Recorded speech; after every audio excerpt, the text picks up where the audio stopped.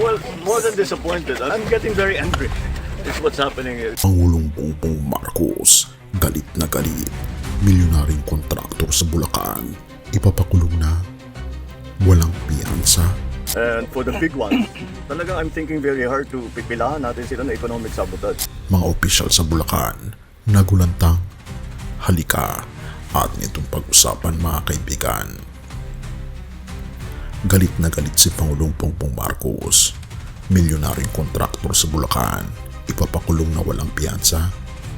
May nakita ka bang proyektong nagastos ng 55.73 milyong piso pero ni isang hollow block? Wala.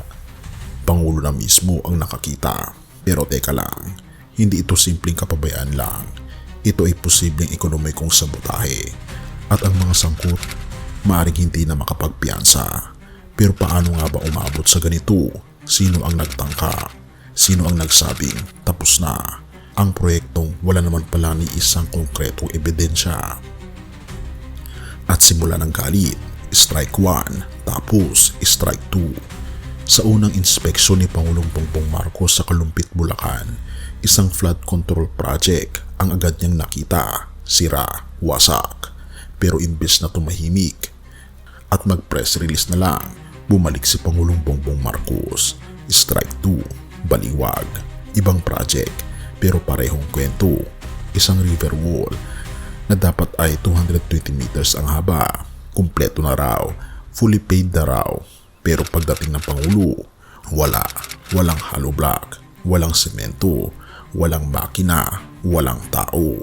Ito ang sinabi mismo ng presidente, pero hindi dito natatapos. Paano naman? Pero wala talaga. 220 meters, 55 billion. Completed ang record ng Public Works. Walang ginawa, kahit isang araw hindi nagtrabaho. Wala kang makita, puntahan niyo, wala kayong makita kahit na ano. Tuloy-tuloy ang pagbaha doon sa kabila. So, yes. Ang milyong tanong, paano nabayaran ang wala? 55.73 milyong piso, bayad na, kumpleto na, pero ghost project. Pero, paano ito naipasa ng DPWH? Nasaan ang audit? Nasaan ang dokumento? May pirma, may turnover, pero wala ang mismong proyekto. Therefore, hindi ito simple, hindi ito lagay lang o palusot lang. Posibleng may kasabwat, posibleng sistematikong panlilinlang. At si Pangulo, hindi na galit lang, galit na.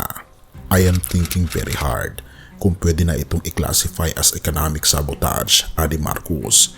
If need be, of course. As I said, ang trato namin with all of this is, siyempre marami na. For example, falsification na ito. Yung ganito, dahil nag-report sila na completed. Hindi, kitang-kita naman na hindi completed. So immediately, that's a falsification.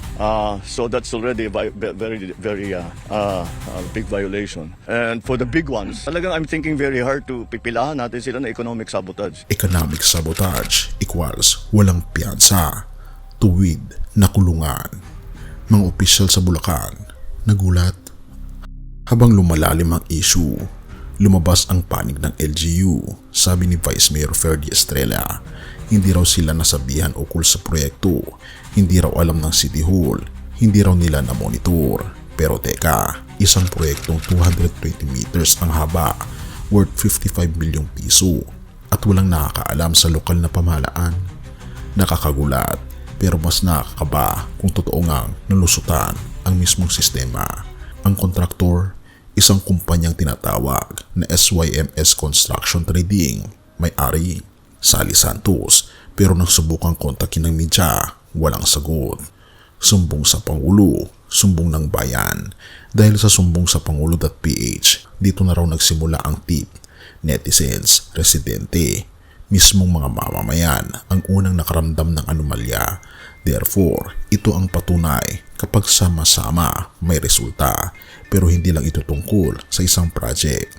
Mas malaking bomba, 16 projects worth 931 milyong piso. Ayon kay Pangulong Bongbong Marcos, hindi lang ito proyekto ng SYMS Construction. May iba pa, 16 projects, halos bilyon na ang halaga. Lahat ngayon, iniimbestigahan. Pati buong DPWH records, sinisilip na. May legal team na rin para mag-file ng kaso. Hindi lang ito pagsita, ito ay paghahabla. Sino ang sunod? Hindi pa ito ang dulo. Pero kung totoo ngang may pattern ng ghost projects sa ilalim ng mga dambuhalang kontrata, hindi lang kontraktor ang kasangkot, may posibleng mga pirma sa loob, mga opisyal na pumirma, mga taong dapat ay nagbantay pero nananahimik lang. Therefore, ang tanong, gaano kalalim ang ugat ng korupsyon na ito? Panghuling pasabog, walang piyansa, walang atrasan. Hindi ito teleserye, hindi ito script lang. Ito ay nangyayari ngayon mismo sa likod ng bahay ng mga mamamayang hindi alam kung may proyekto nga ba talaga. Pero ngayon, may galit na liderato, may mata na ang bayan. Pero the biggest question remains, hanggang saan aabot ang galit ng ating Pangulo? At ikaw, sang-ayon ka bang ipakulong ang mga milyonaryong kontraktor ng walang piyansa? Sa gitna ng galit, ng panawagan ng hustisya at ng sigaw ng bayan laban sa katiwalian, hindi natin dapat kalimutan ang paalala ng ating Panginoon Diyos na siya ang tunay na hukom. Hindi natutulog ang langit at ang katwiran ay laging mananaig sa dulo. Psalm 34 verse 18, The Lord is close to the brokenhearted and save those who are crushed in its spirit. Pero kung sa mundo ay may nabubulag sa kasinungalingan, therefore may Diyos na hindi kailanman nadadala ng impluensya o kayamanan. Siya ang tunay na tagapagtanggol ng naapi, ang Diyos na si Kristo na kahit kailan hindi pinapabayaan ang katotohanan. Purihin ang ating Panginoong Diyos at tayo manalangin. Ama naming Diyos na makapangyarihan sa lahat, kami po'y lubos na nagpapasalamat sa iyo na sa kabila, Panginoon, ng mga katiwalian sa aming gobyerno, ay kayo po ang nananaig sa katotohanan. Tulungan niyo po kami, Panginoon, na ituon ang aming mga mata lamang sa aming Panginoon Kristo, sa inyong mga salita, sapagkat ito lamang po ang matuwid. Salamat, Panginoong Diyos, na kayo po lamang ang matuwid sa lahat. At tulungan niyo po kami ituwid ang aming mga landasin at pakaingatan po kami at patawarin po kami at patawarin po ninyo ang aming bayan. Tanggapin niyo po kami bilang inyong mga anak at iligtas niyo po kami. Salamat po, Panginoong Diyos, sa inyo pong pag-ibig sa amin. Salamat po sa aming Panginoon Kristo na siyang nabayubay sa krus upang kami po ay magkaroon ng buhay na walang hanggan. Kami po ay nagpapasakop na sa aming Panginoon Jesus mula ngayon at magpakailanman. Patnubayan niyo po kami at patawarin po kami sa lahat ng aming mga pagkukulang at pagkakasala at tanggapin niyo po kami. At salamat po sa pagdinig ng aming mga panalangin, sapagkat ito po ang aming samot hiling sa matamis na pangalan ng aming Panginoon Jesus. Amen.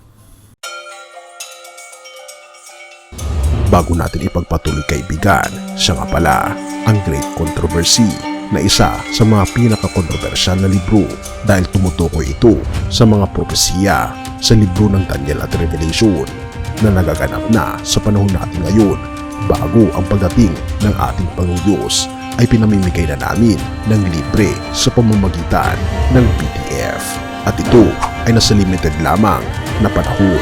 Kaya i-click mo sa description sa baba upang ma-avail mo, kaibigan, ang napaka-importanteng libro ito na magbubukas sa iyo sa mas maliwanag mong hinaharap. Purihin ang ating Panginoong Diyos at tayo magpatuloy.